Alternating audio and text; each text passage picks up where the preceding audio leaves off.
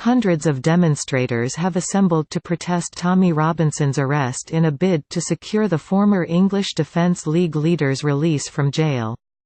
Around 500 protesters chanted "Let Tommy out" at police officers outside Leeds Crown Court on Friday. The march saw Robinson supporters brand police officers a disgrace, as chants of "You ought to be ashamed of yourselves" broke out. The event was organised by the group Proud British, which claims on that its purpose is to voice freedom of speech and stop the strain on the schools and our public services. The judge who jailed Tommy Robinson told him his Facebook Live could have collapsed a 6-week trial if the jurors saw it. Mr. Justice Marson QC said that Robinson had failed in his responsibility to exercise freedom of speech within the law. Within 5 hours of his arrest, Robinson was jailed for 13 months after pleading guilty to contempt in relation to an ongoing trial.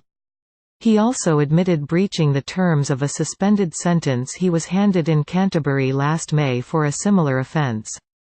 Mr. Justice Marson QC said, "No one could possibly conclude that it would be anything other than highly prejudicial to the defendants in the trial. I respect everyone's right to free speech.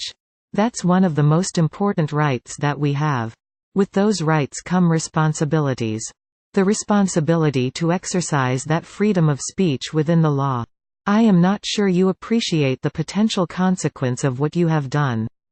If the jurors in my present trial get to know of this video, I will no doubt be faced with an application to discharge the jury. If I have to do that, it will mean a re-trial, costing hundreds and thousands of pounds." The protest came a week after the right-wing activist's arrest for using social media to broadcast details of a trial which is subject to blanket reporting restrictions. Robinson, 35, was jailed for 13 months last Friday for contempt of court after broadcasting on Facebook Live outside Leeds Crown Court, putting the major trial at risk of collapse. The court heard how Robinson had filmed himself and people involved in the case, in footage that was watched around 250,000 times within hours of being posted.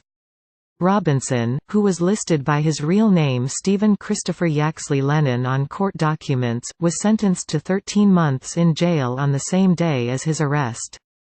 He was given 10 months in jail for contempt of court, and an additional 3 months for breaching a previous suspended sentence.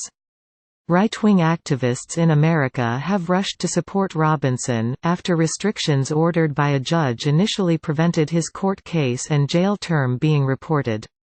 A host of conspiracy theories in the U.S. then began claiming that he was imprisoned as part of a plot to silence the right.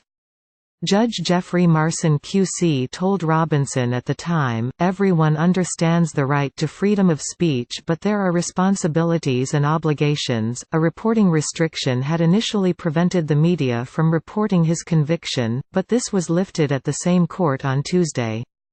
The judge said on Friday, "If the jurors in my present trial get to know of this video, I will no doubt be faced with an application to discharge the jury. If I have to do that, it will mean a re-trial, costing hundreds and thousands of pounds." The judge added, "This contempt hearing is not about free speech. This is not about the freedom of the press. This is not about legitimate journalism, this is not about political correctness, this is not about whether one political viewpoint is right or another. It is about justice, and it is about ensuring that a trial can be carried out justly and fairly. It is about ensuring that a jury are not in any way inhibited from carrying out their important function." During Friday's demonstration, hordes of people were seen waving flags bearing the St. George's Cross and handmade placards voicing support for Robinson. One read, "Stand with Tommy, Free Tommy Now," whilst another branded the police, government and justice system as corrupt. Protesters also called on members of the press to publish details of the case that Robinson, of Bedfordshire, had been filming, in line with the principle of open justice.